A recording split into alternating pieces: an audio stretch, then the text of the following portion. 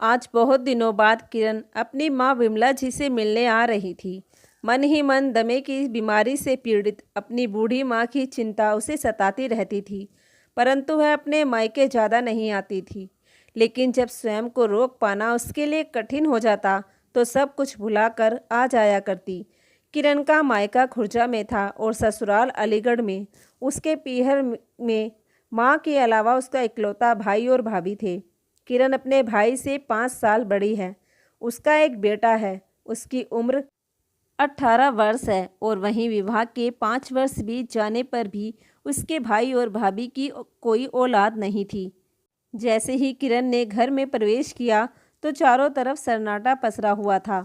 उसकी भाभी नीलिमा बाहर निकल कर आई तो उसे देखते ही मुंह बना लिया, फिर फीकी हंसी के साथ नमस्ते राम राम की औपचारिकता पूरी की तो किरण बोली, भाभी माँ कहाँ हैं? नीलिमा रसोई घर में चली गई। अरे सूरज सर पर आ चुका है और हमेशा जल्दी उठने वाली मेरी माँ अब तक सो रही है। अपनी माँ के कमरे में आते ही किरण बोली, माँ तबीयत तो ठीक है ना आपकी? कहते हुए किरण ने एकाएक अपनी माँ की ओर देखा। चेहरे पर केवल झुर्रिया का जाल बिछा था और हड्डियाँ चमड़ी से बाहर निकलने को आतुर थी। माँ का शरीर बिल्कुल कमज़ोर हो गया था। कुछ वर्ष पहले तक तो माँ बुढ़ापे में भी चुस्त दुरुस्त दिखाई पड़ती थी। न जाने इन 4-5 वर्षों में ऐसा क्या हो गया था कि माँ बिल्कुल बूढ़ी हो गई थी। तभी विमला जी बेटी को देखते ही अपने चेहरे पर हल्की मुस्कान बखेरते हुए बोली, हाँ ठीक हूँ बेटी, तू सफ़र से थक कर आई होगी, कुछ चाय नाश्ता लिया या नहीं? लेटे लेटे ही विमला जी कांपते स्वर में बोली तो किरण ने अपनी लेटी हुई माँ के माथे पर हाथ रखा, फिर नाड़ी की गति देखी। सब कुछ सामान्य था। अरे क्या हुआ? डॉक्टर की तरह मुझे जांच क्यों रही हो? कहते हुए विमला जी ने मुस्कुराने का असफल प्रयास किया। तभी किरण अपनी माँ को देखते हुए बोली, माँ आपकी तबीयत कुछ ठीक नहीं लग रही, क्या बात है? बुढ़ापा है बेटी, अब इस उम्र में तो यह सब लगा ही रहता है। बेटी को आया देखकर विमला जी जैसे ही उठने लगी तो किरण माँ को बाजू से पकड़कर उठने में मदद करने लगी।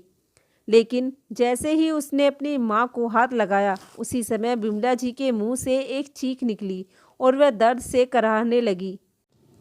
किरण यह देखकर हैरान थी कि हाथ लगाने भर से ही उसकी माँ को दर्द कैसे हो सकता है। माँ के विरोध के जाने के बावजूद कारण जानने की इच्छा से उसने तुरंत अपनी माँ की बाजू से शॉल हटाया और गौर से देखा तो उसकी हैरानी का ठिकाना न था। पूरी बाजू पर नीले काले निशान पड़े हुए थे। निशान देखकर किरण ने चौंकते हुए कहा, यह कैसे हुआ? तभी विमला जी ने दरवाजे की तरफ चोर निगाह से देखा। इससे पहले कि विमला जी कुछ बोलती, दरवाजे से नीलिमा चाय और बिस्कुट लेकर कमरे में आई और तपाक से बोली, अरे कुछ नहीं दीदी, चलते चलते संतुलन बिगड़ गया था इसलिए गिर गई थी। कहते हुए उसने विमला जी की बाजू को शॉल से दोबारा ढक दिया और फिर ऐसी निगाह से देखा कि विमला जी की रूह तक कांप गई। अपनी भाभी के जवाब पर किरण उसे प्रश्नवाचक निगाह से देखने लगी। इस बात पर यकीन कर पाना उसके लिए मुश्किल था, लेकिन फिर बोली, कोई दवाई नहीं ली क्या? हाँ बेटी, तेरे भाई ने दवाई लाकर दी थी, अब दर्द में भी आराम है। यह बातें अभी चल रही थी, किरण का भाई रौनक कमरे के अंदर आया और किरण ने उससे पूछा, भाई माँ को इतनी चोट आई है, डॉक्टर को क्यों नहीं दिखाया? इससे पहले कि उसका भाई कुछ बोलता, इस बात का जवाब भी नीलिमा ने ही दे दिया और बोली, दीदी हम लोगों के पास इतना पैसा नहीं है कि छोटी मोटी चोट के लिए माँ जी को डॉक्टर के पास लेकर जाते रहें। नोटों की बोरियां तो आपके ससुराल में भरी पड़ी है, मायके में नहीं। हमें अपना घर का खर्च भी देखना होता है और ऊपर से आए दिन कोई ना कोई मेहमान भी आया रहता है। आप लोगों का क्या है, सास ससुर को पेंशन आ रही है, पति की सरकारी नौकरी है और 1-2 सालों में आपके बेटे की अच्छी खासी नौकरी लग ही जाएगी। भाभी की यह बातें सुनते ही किरण का मन कड़वाहट से भर उठा। चाय की प्याली उसके हाथ में थी, लेकिन अब उसे पीना भी जहर पीने बराबर लग रहा था। किरण का दिल तो बहुत करता था कि अपनी माँ को अपने साथ रखे, लेकिन उसकी भी अपनी मजबूरी थी। उसका परिवार एक संयुक्त परिवार था, जहाँ उसके सास ससुर भी उन लोगों के साथ रहते थे और घर था 2 कमरों का, जहाँ एक कमरा किरण और उसके पति का था तो दूसरा कमरा उसके सास ससुर के पास था। बेटे को पढ़ाई करने के लिए भी हॉल में बैठना पड़ता था और अलीगढ़ जैसे शहर में बड़ा सा मकान लेना कोई आसान काम तो था नहीं। अब ऐसे में वह अपनी माँ को कहाँ रखती, कहीं अपने ससुराल में ही कलह कलेश न शुरू हो जाए, यह सोचकर वह चुप रह जाती। किरण ने बड़ी मुश्किल से 2 घंटे वहाँ बिताए और जितनी भी देर अपनी माँ के पास बैठी, उसकी भाभी की नज़र उन दोनों पर बनी हुई थी। किरण ने भी महसूस किया कि घर में कुछ भयंकर गड़बड़ चल रही है और माँ इतनी मजबूर हो चुकी है कि मुंह खोलने से भी डर रही है। भरी आंखों से जब किरण अपने घर वापस जाने को उठ खड़ी हुई तो उसका भाई बोला, चलिए दीदी, मैं आपको गाड़ी से छोड़ देता हूँ। और घर से बाहर निकलकर उसने कार स्टार्ट की। उस समय उसकी भाभी नीलिमा रसोई घर के दरवाजे पर चौखट का सहारा लेकर खड़ी थी। जैसे ही किरण दरवाजे तक पहुंची, तभी पीछे से उसकी भाभी के भुनभुनाने की आवाज़ आई, मेहमान है तो मेहमान ही बनकर रहे, हमारे घर में ज़्यादा दखल देने की ज़रूरत नहीं है। अपमान का कड़वा घूंट पीकर किरण डबडबाई आंखें लिए घर से बाहर निकल गई। खुर्जा से अलीगढ़ के सफ़र में दोनों भाई बहन कुछ समय तो बिल्कुल चुप रहे। फिर कुछ झिझक कर किरण बोली, भाई एक बात पूछूं, जब माँ को चोट आई थी तो क्या उस वक्त तुम घर पर थे? नहीं नहीं तो, लेकिन आपने ऐसा क्यों पूछा? रौनक ने कहा, भाई मुझे नहीं लगता कि माँ को वह चोट गिरने से लगी है। लेकिन दीदी, मैंने माँ से पूछा कि आखिर हुआ क्या था, लेकिन माँ ने केवल इतना ही कहा कि वह गिर गई थी जिस कारण चोट आई है। लेकिन मुझे शक है कि बात कुछ और ही है और माँ किसी डर के कारण कुछ भी बताने से घबरा रही है। तुम्हारी पत्नी के व्यवहार से तो सब भली भांति परिचित है। किरण की बात सुनकर रौनक चेहरा बिगाड़ते हुए बोला, दीदी अब आप बात का बतंगड़ मत बनाइए। पहले ही बड़ी मुश्किल से जिंदगी पटरी पर आई है। पहले ही सास बहू के झगड़े के कारण मैंने बहुत कुछ झेला है। आपको सब कुछ मालूम तो है कि नीलिमा ने छोटी सी बात पर दहेज का ऐसा झूठा केस बनवाकर हम लोगों को हवालात की सैर भी करवा दी है। पिछले कुछ वर्षों में क्या कुछ नहीं झेला मैंने। उन सब बातों को याद करके आज भी काँप उठता हूँ मैं।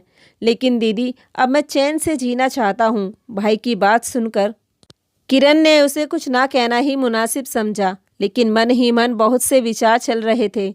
उधर अपने पति और नंद के घर से बाहर निकलते ही नीलिमा अपनी सास के कमरे में आई और विमला जी को बाजू से पकड़कर जोर से झकझोर दिया। चोट के कारण विमला जी के मुंह से जोर की चीख निकली। तभी नीलिमा रोबदार आवाज में बोली, क्यों महारानी, मेरी शिकायत करोगी अपनी बेटी से? नीलिमा की कड़कती आवाज़ सुनते ही विमला जी की रूह कांप उठी। तभी आंखें बड़ी करते हुए नीलिमा बोली, बुढ़िया एक बात कान खोलकर सुन ले। अगर घर की बात बाहर निकली तो अपने पापा से कहकर दहेज के केस में तुझे और तेरे परिवार को ऐसा फंसवाऊंगी कि नानी याद आ जाएगी। नहीं बहू, मैंने तो किसी को कुछ नहीं बताया। विमला जी डरी आवाज में बोली, हाँ और बताना भी मत, नहीं तो। नीलिमा ने चेतावनी दी और फिर बोली, यह क्या तुम्हारा आराम करने का समय है? घर की साफ सफाई, झाड़ू पोछा और बर्तन पड़े हैं, यह सब कौन करेगा? अब बीमारी का ढोंग करना बंद करो और जल्दी से आ जाओ। विमला जी भयभीत नज़रों से अपनी बहू की तरफ देखने लगी। तभी नीलिमा बोली, बुढ़िया आती है या फिर डंडे से तेरी सेवा करूं? नहीं नहीं, मैं आती हूँ बहू। विमला जी कांपते हुए बोली और हिम्मत ना होते हुए भी जल्दी जल्दी उठ खड़ी हुई और सारा काम करने लगी। दरअसल रौनक और नीलिमा का प्रेम विवाह हुआ था। दोनों एक ही कॉलेज में पढ़ा करते थे और कुछ ही मुलाकातों में दोनों ने तय कर लिया था कि वे दोनों शादी करेंगे तो केवल एक दूसरे से ही। विमला जी ने कुछ लोगों से जानकारी निकलवाई तो पता चला कि नीलिमा और उसके परिवार वाले अच्छे लोग नहीं हैं। बहुत से लोगों ने उस घर में रिश्ता ना करने की सलाह दी, परंतु परिवार वालों द्वारा भरपूर विरोध किए जाने पर भी रौनक नहीं माना। उधर नीलिमा ने भी जिद ठान ली कि वह शादी करेगी तो केवल रौनक से। आखिरकार परिवार वालों को उनकी जिद के आगे झुकना ही पड़ा और नीलिमा इस घर में बहू बनकर आ गई। रौनक चाहता था उसकी शादी के बाद उसकी माँ को पूरा आराम मिले और उसकी पत्नी घर का सारा काम संभाले, लेकिन नीलिमा को ना तो घर के काम करना पसंद था और ना ही घर में रहना। कुछ समय तक तो वह संस्कारी और आदर्श बहू बनने का दिखावा करती रही, लेकिन धीरे धीरे उसने अपना रंग दिखाना शुरू कर दिया। अब तो आए दिन पार्टियों में जाना, फिजूल खर्ची करना ही उसकी आदत बन गई थी। अक्सर रौनक के काम पर जाने के बाद वह घूमने फिरने निकल जाती थी और शाम तक ही घर वापस लौटकर आती थी। और जब भी घर पर रहती थी तब भी कोई जिम्मेदारी नहीं संभालती थी। विमला जी जब इस बात के लिए अपनी बहू को समझाने की कोशिश करती तो नीलिमा उल्टा उन पर ही बरस पड़ती। और जब उन्होंने अपने बेटे को बहू की शिकायत की तो उन दोनों में ऐसा झगड़ा हुआ कि क्रोध की अधिकता में रौनक ने अपनी पत्नी के मुंह पर 2-4 तमाचे जड़ दिए। फिर तो घर में जैसे महाभारत ही छिड़ गई। पर बात यहाँ तक पहुँच गई कि रौनक और उसकी माँ को सबक सिखाने के लिए नीलिमा ने अपने पिता से कहकर उन पर झूठा केस तक करवा दिया। नीलिमा के पिता पुलिस में थे। बस फिर क्या था, दहेज की मांग, घरेलू हिंसा और मारपीट के अंतर्गत माँ और बेटे को ऐसी ऐसी धाराओं में लपेटा गया जिसमें पुलिस रिमांड भी बनती थी। ढेरों पैसा खर्च करने के बाद भी कुछ नहीं हुआ तो आपसी रजामंदी से ही मामला संभालना पड़ा। और उसके बाद तो नीलिमा का उस घर में एक छत्र राज हो गया। विमला जी के मन में अपनी बहू के प्रति ऐसा डर बैठ गया कि उसके किए गए अत्याचारों का भी वह कोई जवाब ना दे पाती थी और ना ही किसी से शिकायत करती थी। अपनी बहन किरण को उसके घर छोड़ने के बाद जब रौनक शाम को घर पहुंचा तो उस समय नीलिमा घर पर नहीं थी, शायद बाजार गई है। यह सोचकर रौनक माँ के कमरे में चला गया। अंदर जाकर देखा तो माँ अपने बिस्तर पर निढाल सी पड़ी थी। अपनी बहन की बातें रह रहकर उसके दिमाग को झकझोर रही थी। रौनक ने कमरे में यहाँ वहाँ देखा, फिर 1-2 मिनट सोचते रहने के बाद उसने माँ के बिस्तर के पास रखी छोटी सी अलमारी खोली तो उसमें एक डायरी रखी थी। दरअसल विमला जी को बचपन से ही डायरी लिखने का बहुत शौक था। अपनी ज़िंदगी की हर छोटी बड़ी घटना डायरी में लिखा करती थी। इस बात का तो रौनक को भी पता था, लेकिन उसे यह नहीं पता था कि उसकी माँ डायरी में क्या लिखा करती थी। रौनक ने वह डायरी निकाली और खोल कर देखी तो पहले पन्ने पर लिखा था, मेरे जीवन का सफ़र। अपनी माँ के जीवन की बहुत सी खट्टी मीठी यादों के बारे में पढ़कर रौनक मुस्कुराने लगा। फिर अपने जिक्र देखकर वह और भी अधिक खुश हुआ। आज मेरे बेटे रौनक की शादी का दिन है। लेकिन उसके बाद पढ़ने लगा तो उसकी आंखों से आंसू बहने लगे। आगे आने वाले पन्नों पर विमला जी ने बहू द्वारा उन पर किए गए हर एक अत्याचार का उल्लेख किया हुआ था, जिसे पढ़कर रौनक के रोंगटे खड़े हो गए और आंखों से आंसू बहने लगे। आज बहू ने मेरे सिर पर डंडे से वार किया, मेरे मुंह पर गर्म चाय दे मारी, मेरे बाल नोच डाले। हे भगवान, मुझे बचा लो इस अत्याचारी बहू के चंगुल से। रौनक यह सब पढ़कर चकित रह गया और अपने कमरे में जाकर डायरी को सीने से लगाकर बहुत रोया। उसके दिल को किसी भी तरह से चैन नहीं मिल पा रहा था। जिस माँ से वह इतना प्यार करता था, उस माँ ने उसके कारण कितने अत्याचार सहे हैं, यह सोच सोच कर ही उसके रोंगटे खड़े हो रहे थे। उसके दिल के टुकड़े टुकड़े हो चुके थे। सोचने लगा, सुबह से लेकर रात तक मैं अपने काम में इतना व्यस्त रहता था कि मुझे मालूम ही नहीं था कि यह जालिम औरत मेरी माँ के साथ इतना बुरा व्यवहार कर रही है। तभी बाहर से गेट खुलने की आवाज़ आई। नीलिमा के आने की आहट सुनकर उसने डायरी को छुपाया और फिर अपने आंसू साफ करके जैसे तैसे स्वयं को सामान्य किया। उसका दिल तो किया कि अभी जाकर इस औरत का गला दबा दूं, लेकिन उसने समझदारी से काम लेना ही उचित समझा। अगले दिन काम पर जाने के लिए जब रौनक बाहर निकला तो उसने सबसे पहले अपनी बहन को फ़ोन किया और रोते हुए माँ की डायरी में लिखी हर बात का जिक्र किया। यह सब सुनकर किरण की आंखों में खून उतर आया। वह स्वयं को संभाल नहीं पा रही थी। उसके हाथ से रिसीवर छूटकर नीचे गिर गया और वह धम से ज़मीन पर बैठ गई। किरण के बेटे रोहन ने जब अपनी माँ की यह हालत देखी तो हैरान रह गया। माँ, आखिर हुआ क्या है? 18 वर्ष के रोहन ने कारण जानने के उद्देश्य से पूछा, लेकिन किरण तो खुद को कुछ कहने की हालत में ही नहीं पा रही थी। फिर थोड़ी देर बाद कुछ संभल कर उसने अपनी माँ यानी कि रोहन की नानी पर होने वाले हर अत्याचार की बात अपने बेटे से बताई। यह बात सुनकर रोहन भी हैरान था। फिर बोला, माँ, इस समस्या का हल है मेरे पास, लेकिन बेटा बिना किसी पुख्ता सबूत के कुछ किया भी नहीं जा सकता। तुम नहीं जानते, इससे पहले भी वह तुम्हारे मामा और नानी को जेल की हवा खिला चुकी है। अरे माँ, आप चिंता मत करो, सारे सबूत मिल जाएंगे। बस जैसा मैं कहता हूँ वैसा करते जाओ। बेटे की बात सुनकर किरण भी आश्वस्त हुई और उसने अपने भाई को फ़ोन करके सारे प्लान के बारे में बताया। रौनक को अपने भांजे की बात पसंद आई और 2 दिन बाद ही किरण अपने बेटे रोहन को लेकर पूरी तैयारी के साथ अपने मायके यहाँ पहुंची। किरण को फिर से वहां देखकर नीलिमा चौंक गई। क्यों दीदी, 4 ही दिन में अपनी माँ की इतनी याद आ गई कि फिर दोबारा यहाँ आधम की? व्यंग कसते हुए नीलिमा ने किरण को तिरछी निगाहों से देखा तो किरण बोली, वह क्या है ना कि रोहन के पापा 2 दिन के लिए बाहर गए हैं और रोहन का बहुत दिल था नानी से मिलने का, तो हम चले आए। और भाभी, इस घर में हमारा इतना हक तो बनता है ना? हाँ हाँ, क्यों नहीं, फीकी मुस्कान के साथ नीलिमा बोली और नजरें तैरते हुए अपने कमरे में चली गई। रात को रौनक घर लौटा तो अपनी पत्नी नीलिमा से बोला, नीलिमा, कल मेरी ऑफिस की छुट्टी है, तो क्यों ना हम कल बाहर कहीं घूमने चले? और वैसे भी माँ का ख्याल रखने के लिए तो यहाँ दीदी है। नीलिमा को तो जैसे कोई मौका चाहिए था बाहर घूमने का। यह सुनते ही वह बहुत खुश हो गई और अगले दिन ही दोनों घर से निकल गए। किरण और रोहन के पास केवल शाम तक का समय था। रोहन इंफॉर्मेशन टेक्नोलॉजी का एक होशियार विद्यार्थी था। मामा मामी के जाने के पश्चात उसने तुरंत अपना बैग खोला और उसमें से सारा सामान निकालने लगा और सीसीटीवी कैमरा लगाने की तैयारी करने लगा। तभी किरण बोली, बेटा, मुझे तो डर लग रहा है। तुम्हारी मामी बहुत चालाक है। अगर उसे भनक भी पड़ गई कि यहाँ पर कैमरा लगा है तो सबसे पहले वह कैमरा तोड़ेगी। उसके बाद हमारी ज़िंदगी में वो ऐसा तांडव करेगी कि हमारे पूर्वज तक कांप उठेंगे। फिर रोहन बोला, अरे माँ, तुम क्यों घबराती हो? ऐसा कुछ नहीं होने वाला। किसी को पता भी नहीं लगेगा कि यहाँ पर कैमरा नाम की कोई चीज़ भी है, क्योंकि उसमें कोई वायर नहीं होगा। फिर एक कैमरा निकाल कर बोला, यह देखो माँ, आपके नखून से भी छोटा कैमरा है। नज़र आने का तो सवाल ही पैदा नहीं होता। और इसके डिवाइस को भी मैं ऐसी जगह छुपा दूंगा कि मामी को भनक तक नहीं लगेगी। और घर में जो कुछ भी हो रहा है उसकी लाइव फुटेज आपको और मामा जी के मोबाइल में आते रहेगी। इधर रोहन ने पूरे घर में सीसीटीवी कैमरा लगा दिए तो वहीं रौनक ने भी अपनी ही जान पहचान का एक लोकल मीडिया कर्मचारियों को घर पर भेज दिया। लोकल न्यूज़ वालों ने भी एक कैमरा विमला जी के कमरे में लगी घड़ी में फिट कर दिया और किरण ने वह घड़ी वापस उसी जगह पर लगा दी। विमला जी यह सारा नज़ारा प्रश्नवाचक निगाह से देखती जा रही थी। तभी रोहन बोला, नानी, हमने यहाँ कैमरा लगाए हैं।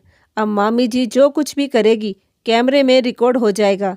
जल्द ही सब कुछ अच्छा हो जाएगा। यह सुनकर जहां विमला जी आश्वस्त हो गई, वहीं किरण की चिंता और बढ़ गई कि अगर यह बात माँ को पता चल गई तो माँ अपने पेट में ज़्यादा दिन तक इस बात को छिपा कर नहीं रख पाएगी और अगर ऐसा हो गया तो कयामत आ जाएगी। रात के समय रौनक अपनी पत्नी नीलिमा के साथ वापस लौटा। वे दोनों खाना खाकर बाहर से ही आए थे, इसलिए नीलिमा अपने कमरे में सोने चली गई। किरण भी खाना बनाकर सबको खिला चुकी थी। आज बहुत समय बाद विमला जी को सुकून से खाना खाने को मिला था। फिर रौनक रोहन के पास आया और धीमी आवाज़ में बोला, काम हुआ क्या? तो रोहन ने मुस्कुराते हुए कहा, जी मामा जी, सारा काम अच्छे से हो गया है। बस आप मोबाइल में फुटेज पर नज़र बनाए रखना। जैसे ही कुछ गड़बड़ होने लगे तुरंत पुलिस को फ़ोन कर देना। अगले दिन सुबह सुबह रौनक अपनी बहन को अलीगढ़ छोड़ने चला गया। वापस लौटकर आने में करीब 10 बज गए। रौनक घर लौटा तो नीलिमा बोली, आखिर तुम लोगों का यह क्या चल रहा है? हर रोज़ तुम्हारी बहन यहाँ क्यों टपक पड़ती है? तो रौनक ने कहा, ये उसका मायका है और वह जब चाहे जितने दिनों के लिए चाहे अपने मायके में आ सकती है। ऐसा कहते हुए रौनक अपने कमरे में चला गया और अलमारी खोलकर कुछ ढूंढने लगा। तभी नीलिमा भी पीछे पीछे आ गई और ऊंची आवाज़ में बोली, हाँ हाँ, क्यों नहीं, और तुम नौकरों की तरह उसकी सेवा चाकरी में लगे रहोगे। फिर रौनक परेशान होते हुए बोला, इसमें कौन सी बड़ी बात हो गई? अच्छा वह सब छोड़ो, 3-4 दिन पहले मैंने अलमारी में 1 लाख रुपए रखे थे, वह मुझे मिल नहीं रहे, क्या तुमने उठाए हैं? रौनक ने पूछा तो नीलिमा बोली, हाँ, मुझे शॉपिंग करने के लिए चाहिए थे, इसलिए ले लिए और वह सारे पैसे खर्च हो गए हैं।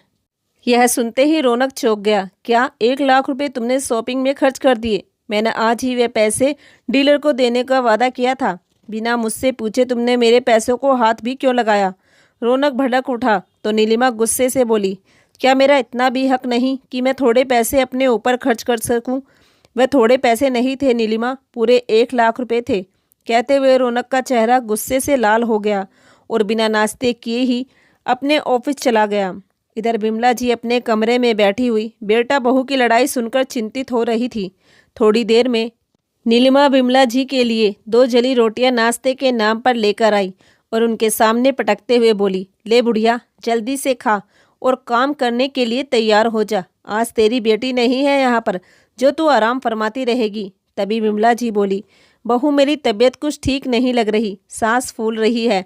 आज मुझसे झाड़ू पोछे का काम नहीं हो पाएगा, आज ये काम तुम खुद कर लो। इतना कहने की देर थी कि नीलिमा, जो पहले से ही झगड़े के कारण गुस्से से भरी पड़ी थी, विमला जी पर कयामत बनकर टूट पड़ी। उसने नाश्ते की प्लेट उठाकर एक तरफ फेंकी। बुढ़िया, तेरी हिम्मत कैसे हुई पलटकर जवाब देने की? गुस्से से लाल नीलिमा ने उन्हें बालों से पकड़कर खींचते हुए जमीन पर दे पटका और फिर बेलन लेकर आ गई। बेलन को देखते ही विमला जी डर के मारे जोर जोर से चिल्लाने लगी और उनकी चीख सुनकर नीलिमा का गुस्सा और भी 7वें आसमान पर पहुंच गया। बेलन को एक तरफ फेंकते हुए बोली, बुढ़िया, आज एक बार में ही काम किए देती हूँ, यह रोज रोज का झंझट ही खत्म। ऐसा कहते हुए नीलिमा अपना दुपट्टा गले से निकालकर विमला जी की गर्दन के चारों ओर लपेटने लगी। तभी खुद को छुड़ाने की कोशिश करते हुए विमला जी आखिर वह गलती कर बैठी जिसका अंदेशा किरण को पहले से ही हो गया था। विमला जी चीखते हुए कहने लगी, हाँ, रोज रोज का झंझट तो अब खत्म हो ही जाएगा। तेरी हर बात, हर करतूत कैमरे में रिकॉर्ड हो रही है। जितना जुल्म कर सकती है कर ले, अब तेरे पाप का घड़ा भर चुका है। विमला जी के इतना कहने पर नीलिमा की आंखें फटी की फटी रह गई। क्या कहा? कैमरा? हाँ, कैमरा। अब तू बच नहीं सकती, सारे सबूत तेरे खिलाफ इकट्ठे हो रहे हैं। बुढ़िया, कहाँ है कैमरा? गले पर दबाव बढ़ाती हुई नीलिमा बोली तो विमला जी ने सामने रखी अलमारी पर पड़े डिवाइस की ओर इशारा किया, जिसे देखकर नीलिमा घबरा गई और फिर बोली, अच्छा, तो यह सब करने के लिए आई थी तेरी बेटी यहाँ पर, लेकिन उसकी यह चाल मैं कामयाब नहीं होने दूंगी। ऐसा कहते हुए उसने जल्दी से अपने पिता को फ़ोन किया और आने को कहा और कैमरे का डिवाइस और सारी तारें खींच कर देखा और फिर थोड़ी ही देर में अपने सब इंस्पेक्टर पिता के साथ मिलकर नीलिमा ने सारे तारे निकाल कर डिवाइस को पूरी तरह से चकनाचूर कर दिया। बाप बेटी अपनी सफलता पर बहुत खुश थे, लेकिन उन्हें यह मालूम नहीं था कि सारी फुटेज पहले ही रौनक के मोबाइल में रिकॉर्ड हो चुकी है और वहाँ एक कैमरा अभी भी मौजूद है जो पूरी तरह से काम कर रहा है, जिसकी जानकारी विमला जी को भी नहीं थी। लोकल न्यूज़ के यूट्यूब पेज पर यह सारी की सारी घटना लाइव दिखाई जा रही थी, जिसमें नीलिमा और उसके सब इंस्पेक्टर पिता की सारी हरकतें लाखों लोग देख रहे थे। क्योंकि मामला सब इंस्पेक्टर से जुड़ा था, इसलिए एसपी साहब को भी इस मामले में संज्ञान लेना पड़ा। इससे पहले कि वह दोनों बाप बेटी विमला जी को कुछ और हानि पहुंचा पाते, लोकल न्यूज़ रिपोर्टर और एसपी साहब की टीम के साथ रौनक वहां पहुंच चुका था। घटना स्थल पर पहुंचकर देखा कि विमला जी एक कोने में दुपक कर बैठी हुई थी और डर के मारे रोए जा रही थी। एक जगह पर बेलन पड़ा हुआ था तो दूसरी जगह पर कैमरे का डिवाइस चकनाचूर हालत में पड़ा था। कमरे की हर चीज़ जमीन पर बिखरी हुई थी। नीलिमा और उसके सब इंस्पेक्टर पिता को हिरासत में ले लिया गया। आज इसके खिलाफ इतने कड़े सबूत इकट्ठे हो गए थे कि जिस पिता के बल पर वह आज तक यह हरकतें करती आई थी, वह पिता भी कुछ नहीं कर सकता था। अपनी मां को बचाने के लिए थोड़ी ही देर में किरण भी वहां पहुंच गई। अगले 2 घंटे में ही अत्याचारी बहू की सारी करतूत लगभग हर चैनल पर प्रसारित हो रही थी। अत्याचारी बहू का यह वीडियो इतना वायरल हुआ कि देश के सभी न्यूज़ चैनल ने इस खबर को दिखाया। 2 दिन बाद नीलिमा के पिता को पुलिस की नौकरी से सस्पेंड कर दिया गया और नीलिमा और उसके पिता को हिरासत में लेकर कोर्ट केस चलाया गया और इस दौरान विमला जी का भी बयान लिया गया और आस पड़ोस के लोग से भी पूछताछ की गई। कुछ समय बाद जिस दिन कोर्ट का फैसला सुनाया जाना था, उस दिन सभी लोकल और नेशनल न्यूज़ चैनल ने इस केस को हाईलाइट किया और सभी देशवासियों की नज़रें इसी केस के नतीजे पर बनी हुई थी। सभी सबूतों और बयानों के आधार पर कोर्ट का नतीजा आया तो नीलिमा को इस घिनौने काम के लिए उम्र कैद की सज़ा सुनाई गई और उसके पिता को पुलिस की नौकरी का गलत फ़ायदा उठाने और साथ ही सबूत को मिटाने की कोशिश करने के जुर्म में 10 वर्षों की जेल की सज़ा सुनाई गई। और इस फैसले के साथ ही सारा कोर्ट रूम तालियों की गड़गड़ाहट से गूंज उठा। सभी देशवासियों ने कोर्ट के इस फैसले की सराहना की। आज रोहन की सूझबूझ और समझदारी से न केवल विमला जी को अपनी बहू की अत्याचारों से मुक्ति मिली थी, बल्कि रौनक को भी अपनी जालिम पत्नी की गुलामी से आज़ादी मिल गई थी। दोस्तों, जब किसी व्यक्ति का पाप का घड़ा भर जाता है तो उस व्यक्ति की सहायता इंसान तो क्या भगवान भी नहीं कर सकता, और गलत का साथ देने वाला भी उतना ही पाप का भागीदार बनता है जितना कि गलती करने वाला, क्योंकि उनका गलत साथ अक्सर कई जिंदगियों को उजाड़ कर रख देता है। दोस्तों, अगर आपको यह कहानी अच्छी लगी हो तो प्लीज़ हमारी वीडियो को लाइक करें, शेयर करें और इसके साथ ही हमारे चैनल को भी ज़रूर सब्सक्राइब कर लें। धन्यवाद।